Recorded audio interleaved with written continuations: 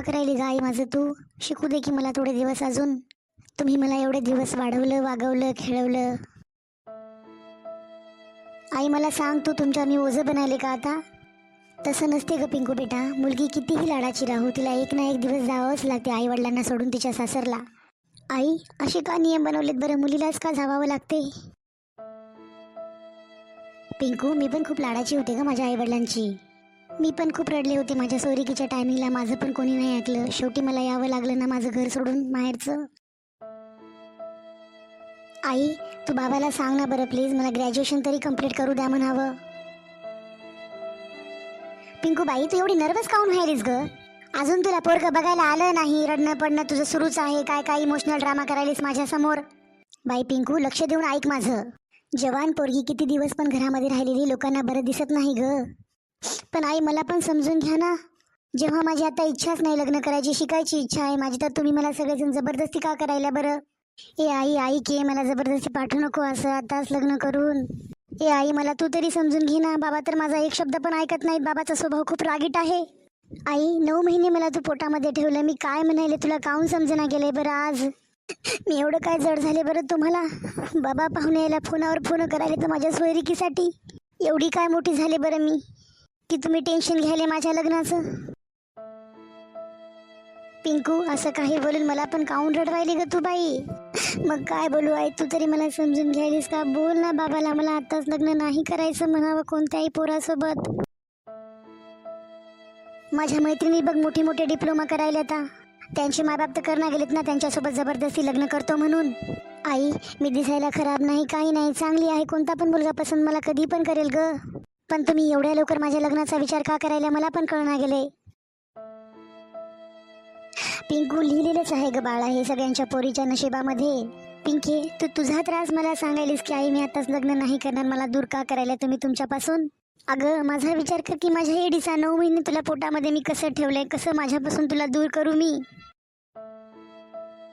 माझं अंगण किती सुनं लागेल तू उद्या गेल्यानंतर तुझ्या घरी. काहून जावं लागते आई पोरीलाच, काहून जावं लागते? पिंकू, तुला बाबा चांगलं बघून देत आहेत ग पाहुणे. मुलगा पण चांगला शिकलेला असावा, चांगल्या नोकरीला असावा, घरदार सासू सासरे सगळे चांगले असावेत. कसं विसरू मी तुझे अंगण आई? सांग मला, तू कसं विसरू? तुला माहित आहे पिंकू बाळा, आज मी तुला सांगते की मुलगी झाल्यानंतर घरातले सगळे माणसं, स्पेशली आई वडील, नाराज का होतात? कारण त्यांना माहिती असते मी या पोरीला कितीही जीव लावला तरी ही माझी मालमत्ता नाही, ही माझ्या घरात राहू शकत नाही आयुष्यभरासाठी. मी तिला कितीही फुलासारखं जपलं तरी ती आज ना उद्या जाणारच आहे उडून, पाखरासारखी. आई, बाबांना पाहुण्यांचे फोन येत आहेत. सोनम, तू का नाराज व्हायलीस ग आता? आई, खरं सांगू तुम्हाला, पिंकूताईने कधीच मला वहिनी नाही समजलं. हमेशा मला मोठ्या बहिणीचा दर्जा दिला. नेहमीच किचनमध्ये काही काम राहो, पिंकूताई लगेच म्हणायच्या, बहिणी तुम्ही राहू द्या, जाऊन आराम करा, सकाळपासून काम करायला थोडंफार जे राहिले ते मी करते म्हणून. तुमच्यासारखी नंदन असल्यानंतर बहिणीची काय गरज आहे पिंकूताई? वहिनी प्लीज मला आताच दूर करू नका ना. सांगा ना आई बाबाला तुम्ही तरी. मला शिकायचं आहे, आताच लग्न नाही करायचं आहे मला. तुम्ही माझं लग्न करून देत आहात, मी त्या घरी जाऊन जर सुखात नाही राहिले तर तुम्हाला सगळ्यांना त्रास होईल की नाही? सोनम, तूच समजावून सांग. 2 घंट्यापासून रडायली बघ. माझंही डोसकं दुखायला आणि तिचंही डोसकं दुखत असेल बघ. पिंकूताई, बस झालं बरं, चला बरं, भूक लागली, सकाळपासून कोणीच काही खाल्लं नाही. जा सगळेजण तुम्ही जेवण करा, मला भूक नाही. मला फोर्स कोणीच करू नका. मला एकटीला सोडा माझ्या रूम मध्ये, कोणीच मला बोलू पण नका. सोनम, मला पण भूक नाही, मी पण चालले माझ्या रूम मध्ये. माझं कोणीतरी ऐकायले का? कसं सांगू मी, मला आताच लग्न करायचं नाही, ते मला शिकायचं आहे, काहीतरी मोठं बनायचं आहे. माझे बाबा का समजून घेत नाहीत मला? पिंकूताई, रडून रडून सगळा तुम्ही चेहरा खराब करून घेतला बघा. वहिनी, तुम्ही पण एक मुलगी आहात ना, तुम्हीच समजू शकता आता मला. तुमचं लग्न होताना पण तुम्हाला त्रास झाला ना वहिनी, मग तुम्ही समजावून सांगा ना आई बाबाला. मला समजून का घेत नाही कोणीच? एरवी तर बाबा माझे सगळे हट्ट पुरवतात, पण मी आता त्यांना समजावून सांगायला ह्या गोष्टीविषयी तर माझी एकही गोष्ट ऐकत नाहीत ते. का मी आज एवढं मजबूर व्हायले वहिनी? लहानपणापासून माझे हट्ट पुरवणारे आई बाबा पण आज माझी एकही गोष्ट ऐकत नाहीत. पिंकूताई, असं रडून रडून चेहरा खराब करून घेऊ नका. नुसती तब्येत खराब दिसायली बघा तुमची 8 दिवसापासून आज मला.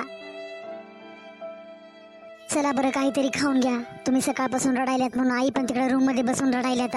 सकाळपासून अन्नाचा कण घातला नाही कोणीच तोंडामध्ये. पण वहिनी, मी तुम्हाला सगळ्यांना सोडून कशी राहू? मला सवय नाहीये तुम्हाला सगळ्याला सोडून कुठे पण राहायची. काहून दूर करायला ये मला सगळ्यापासून, काहून दूर करायला? मलाच माझ्या जन्माचं घर का सोडावं लागत आहे, जेव्हा मला माहिती आहे की एका मुलीला आज ना उद्या लग्न करून तिला तिचं घर सोडून जायचंच आहे तिच्या सासरी. मग मला का त्रास व्हायलाय वहिनी? का रडू यायले मला एवढं? पिंकू ताई, जाऊ द्या बरं, विषय सोडून द्या बरं आता हे. चला बरं बाहेर आपण शॉपिंगला जाऊ, काहीतरी घेऊयात. बाहेर जाऊन खूप दिवस झाला आपण शॉपिंगला गेलो नाही दोघी जणी. आई, काय म्हणतेस ग सोनम? प्लीज मला एकटीला सोडा, मला कोणीच बोलू नका सध्या तरी. आई, तुमची तब्येत खराब होईल. किती रडायल्या तुम्ही, दुपारपासून रडायल्या. त्या पिंकीला बघ ना ग, कशी करायली ती पोरगी. रडून रडून माझं पाखरू कसं हिम्मतगार होऊन गेलंय. कशी भूक लागल मला सोनम, तूच सांग आता. पोटचा गोळा द्यायला मी दुसऱ्याच्या घरी. अजून तिला पाहुणे बघून गेले नाही तर माझी ही हालत आहे. जेव्हा माझ्या वासराची सोरीक होईल, मी काय बिमार पडतो की काय आहे की? सोनम, मला तूच सांग मी कशी राहू ग? मला कसंच करमना गेलंय बघ. लेकरू माझं पिशासारखं करायला हिम्मतगार होऊन गेलंय सगळं. आई, मला तर घरातच राहू वाटना गेले बघा. जेव्हापासून पिंकूताईच्या लग्नाची गोष्ट सुरू झाली आपल्या घरामध्ये, मला कसंच करमना गेले. सोनम, झालेत ग आपल्या भावकीमध्ये पोरीचे लग्न, पण पिंकूच्या लग्नासाठी मला काहून एवढा त्रास व्हायलाय की? आई, तुम्हीच जर असं शांत शांत राहिल्या ना तर पिंकूताई लय नाराज होतील बघा. आई, तुम्हीच रडायला, पिंकूताईला कोण सांभाळेल बरं? मी गेले होते त्यांच्या रूम मध्ये. चला म्हणलं पिंकूताई, काहीच खाल्लं नाही तुम्ही सकाळपासून, आपण खाऊयात. सगळेजणच उपाशी आहेत पण नुसतं रडायला. ता रडून रडून चेहरा नुसता लाल भडक करून घेतलाय. सोनम, माझी पिंकू खूप हळवी आहे ग, खूप भोळी आहे ती खूप. तिला कोणी पण काही म्हणलं ना राग कसाच येत नाही तिला. राग आला तरी हसूनच जिरवते सगळं काही ती. कसं होईल माझं माझ्या पिंकूचं लग्न झाल्यानंतर? कशी राहू या घरामध्ये? घर किती मोठं वाटेल मला हे. असो, जाऊ दे, आज ना उद्या तर जायचंच आहे माझ्या पाखराला. आई, आपल्या घरामध्ये आनंदाचं वातावरण पसरणार आहे आता. तुम्ही आणि ताई खूप मोठं दुःख कोसळल्यासारखं का रडायल्या बरं तुम्ही दोघी जणी घरामध्ये? मला तर या गोष्टीचं टेन्शन यायले आई. पिंकू ताई कशा राहते लग्नानंतर त्या घरी? असो, जाऊ दे सोनम, पिंकूला बोलव बरं, जा आपण जेवण करूया. तिच्यासमोर लग्नाचा एकही विषय काढू नयेत आपण आता. तुम्ही मला प्रॉमिस करा आई की तुम्ही पिंकू ताईच्या समोर एकही गोष्ट अशी नाही काढणार की त्याच्यामुळे त्यांना दुःख होईल. हो सोनम, मी माझ्या मनामध्येच ठेवेल काही गोष्टी. एकही गोष्ट पिंकीच्या समोर काढणार नाही मी आता लग्नाची. सोनम, जा बरं पिंकीच्या रूम मध्ये, तिला बोलून घेऊन ये. पोरगी सकाळपासून नुसती रडण्यावर आहे. काय अवतार झालाय माझ्या पाखराचा, रडून रडून सगळा चेहरा उतरून गेलाय माझ्या बाळाचा. आई, शांत का बसले सगळेजण? जेवा की आता. नाही ग सोनम, बघत आहे. तू किती लवकर जाऊन किचन मध्ये. पिंकूला भेंडी आवडते म्हणून पटकन भेंडी फ्राय बनवलीस बघ तू. माझ्या पिंकीला भेंडीच्या भाजीचा फोडणीचा वास आला की लगेच मला किचन मध्ये येऊन म्हणायची, आई आज तू भेंडी बनवलीस ना? मला म्हणायची, आई लवकर लवकर स्वयंपाक बनव, मला लई भूक लागली बघ, भेंडी खावा वाटायली मला खूप. आजपासून मी भेंडीची भाजी कधीच नाही खाणार आई, कधीच नाही. नको मला भेंडीची भाजी, नको त्या भेंडीच्या भाजीचा वास. तुझी आठवण मला नेहमी येत राहील आई. आई, आता इथे पण रडायचा प्रोग्राम करणार का तुम्ही दोघी जणी? जेवण करा की बरं सगळेजण, सकाळपासून उपाशी आहेत. आपल्या घरामध्ये आज सकाळपासून एकच टॉपिक चाललाय, लग्नाचा, सोरिकीचा, पिंकूताई जाण्याचा. सोनम, दिसेल का ग माझं लेकरू मला काही दिवसानं घरामध्ये फिरताना, आई म्हणताना? आई, मी इतके दिवस बोलले नव्हते तुला, मला स्वयंपाक काही येत नाही, तू मला कधीच काही करू दिलं नाहीस ग. माझ्या बाळाच्या हाताला कधी चटके बसू नयेत म्हणून मला तू कधी एक चपाती पण भाजू दिली नाहीस ग आई. काय एवढा लाड केलास तू माझा, मला किती त्रास होत आहे. आज सासरला जायचं म्हणलं तर. आहेस तेवढे दिवस तरी पिंकू जेवण कर ग माझ्यासोबत बसून. काय माहिती सासरमध्ये गेल्यानंतर कधी स्वयंपाक होईल, काय स्वयंपाक बनवशील, कधी जेवण करशील, काळजी घेशील की नाही स्वतःची तू. आई, माझ्या काकाचा फोन आला होता, बोलत होते की 2-3 दिवसामध्ये कधीही पाहुणे येऊ शकतात पिंकूताईला बघण्यासाठी. ए आई, धडधड करायले ग माझ्या काळजामध्ये बहिणीचं असं बोलणं ऐकून. आता तुम्हाला काय झालं रडायला? तुम्ही काऊन रडायले? बाबा, तुम्हाला काय झालं रडायला आता? बाबा,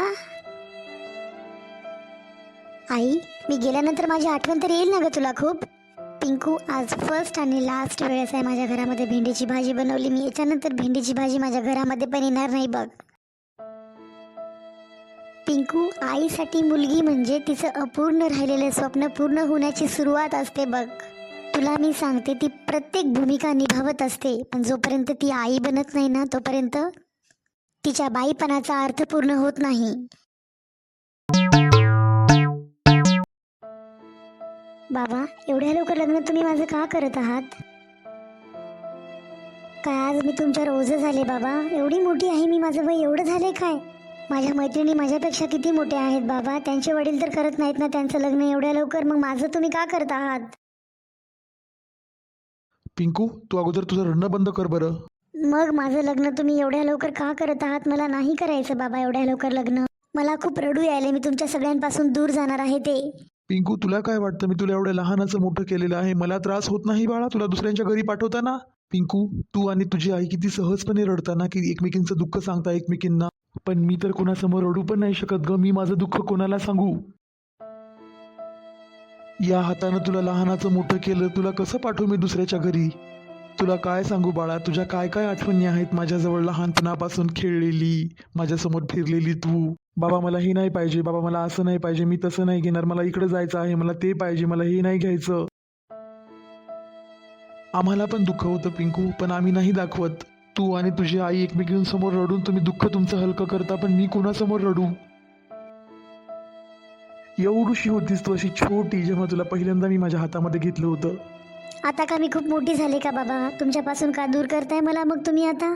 एक बाप जेवढं आपल्या मुलीला सांभाळतो, जेवढं जपतो, तेवढं कोणीच नाही जपत. तुम्ही कितीही श्रीमंतांच्या मला घरी द्या, जेव्हा एखाद्या वेळेस मी कॉलेजहून घरी लवकर नाही यायचे, तेव्हा तुम्हाला एवढी काळजी का लागायची? का शोधायचे मला तुम्ही सगळीकडे? आता तर मी तुम्हाला कधीतरी दिसेल बाबा. तुमचं मन लागेल का मला न बघता? तुम्हाला करमेल का? काय माहिती रक्ताची नाते अशी कशी बनवली देवाने. पिंकू बेटा, सगळ्याच पोरींना जावं लागतं की लग्न करून आपापल्या घरी. मी जाण्यासाठी नाही म्हणत नाही बाबा, पण तुम्ही खूप लवकर माझं लग्न करताय. मला अजून काहीच कळत नाहीये, समाजाचं ज्ञान पण नाही मला अजून. पिंकू बेटा, बस झालं तुझं रडणं. मला खूप रडायला येत आहे, प्लीज रडू नकोस तू. माझी पिंकू कशी खेळायची एकटीच, कोणाला काही म्हणायची नाही, काही नाही, भांडण नाही करायची. किती हट्ट धरला होता बाहुलीसाठी, मला पाहिजेच म्हणून तर पाहिजेच. जेवली नव्हती दिवसभर, तिच्या बाबाने तिला आणून दिली बाहुली, तर किती खुश झाली होती माझं बाळ. आई, एकट्यामध्येच रडायलीस का ग तू? माझं बाळ ये माझ्याकडे. आई, जवळ घे ग मला, तुझ्यासोबत झोपायचे मला आहे तेवढे दिवस. आता कळालंच नाही ग मला कधी एवढी मोठी झालीस तू.